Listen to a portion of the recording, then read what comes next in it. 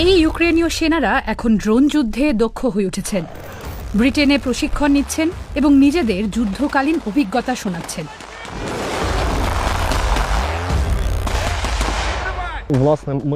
আমাদের যুদ্ধক্ষেত্রের অভিজ্ঞতাগুলো তাদের বলি। 4 বছরের এই যুদ্ধের ফলে ইউক্রেনীয় সেনাদের বিশেষজ্ঞতার চাহিদা বেড়েছে।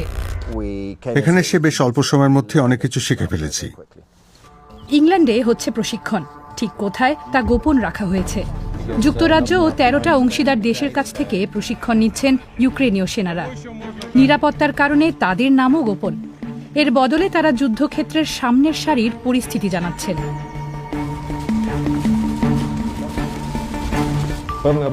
অন্য দেশগুলোর সেনারা ড্রোন সম্পর্কে কিছুটা জানে, কিন্তু কোনোদিন সেগুলো যুদ্ধে ব্যবহার হতে দেখেননি।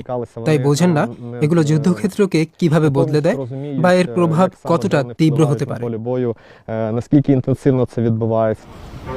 সাধারণ জীবনে আর্তেম একজন প্রজেক্ট ম্যানেজার ছিলেন আর ভালোবাসতেন দীর্ঘ দৌড়। এখন বাকি ইউক্রেনীয় সেনাদের মতো তিনিও ড্রোন বিশেষজ্ঞ। ড্রোন ব্যবহারে যুদ্ধ কিভাবে বদলে গেছে সে অভিজ্ঞতা সরাসরি হয়েছে। ইংল্যান্ডের প্রশিক্ষকেরা সেই জ্ঞানে অত্যন্ত আগ্রহী।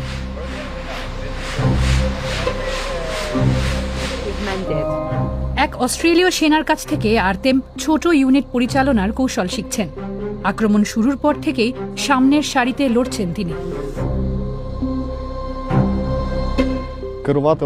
কিভাবে নিজের দলকে নেতৃত্ব দিতে হয় শিখছি, কিভাবে নির্দেশ দিতে হয় আবার তা গ্রহণও করতে হয়। পরিস্থিতি বুঝে সংকটময় মুহূর্তে নেতৃত্ব দেওয়াও শিখছি।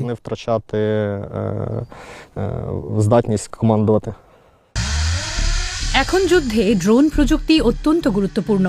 নিজেদের হিসেব অনুযায়ী গত বছরই ইউক্রেন প্রায় 40 লাখ ড্রোন তৈরি করেছে। এই প্রযুক্তিতে বেশ দক্ষ হয়ে উঠছে দেশটা।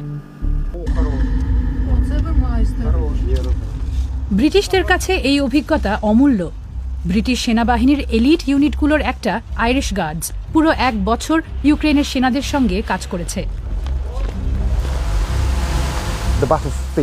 ইউক্রেনের যুদ্ধক্ষেত্রই এখন পৃথিবীর একমাত্র জায়গা যেখানে আকাশে ঘন ঘন ড্রোন দেখা যায়। প্রচুর টাকা থাকলেও সেই বাস্তব পরিস্থিতি হুবহু তৈরি করতে পারতাম না।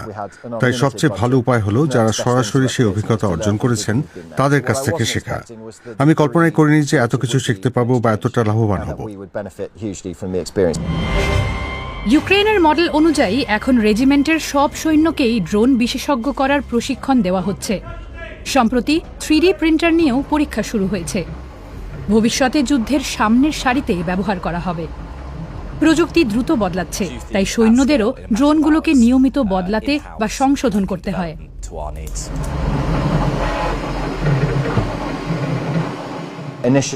প্রথমে ভাবিনি যে আমরা আস্ত একটা ড্রোন বানাবো। ভেবেছিলাম 3D প্রিন্টার দিয়ে ভাঙা ড্রোনের কিছু অংশ পাল্টে দেবো, কিন্তু এখন অনেক এগিয়ে গেছি। শুধু পুরনো ড্রোনের আলাদা আলাদা অংশই নয়, নতুন ড্রোনের অংশ তৈরি করছি। এমনকি পুরো ড্রোন শুরু থেকে শেষ পর্যন্ত বানানোর পথে এগোচ্ছি। এটা বেশ উত্তেজনামূলক এক পরিবর্তন। ব্রিটিশ সেনাদের জন্য ড্রোন এখনও প্রশিক্ষণের অংশ, কিন্তু ইউক্রেনীয়দের জন্য এটা কঠিন এক বাস্তব। 5 সপ্তাহের প্রশিক্ষণ ও অভিজ্ঞতা বিনিময়ের পর আর্তেম আবার যুদ্ধক্ষেত্রে ফিরছেন।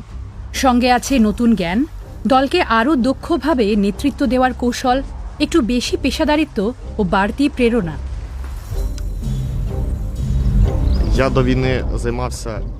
আগে আল্ট্রা ম্যারাথন দৌড়াতাম।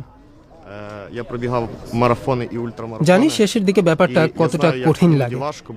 মনে হয় আর শক্তি নেই, আর এগোনো সম্ভব না।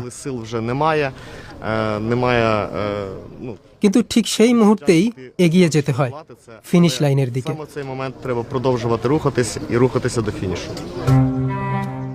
গত 4 বছরে ব্রিটেনে 62,000-এর বেশি ইউক্রেনের সেনাকে প্রশিক্ষণ দেওয়া হয়েছে। এই আদান প্রদানে ব্রিটিশ এবং তাদের সঙ্গী দেশগুলো ইউক্রেনের সমরের অভিজ্ঞতা থেকে ক্রমশই বেশি লাভবান হচ্ছে।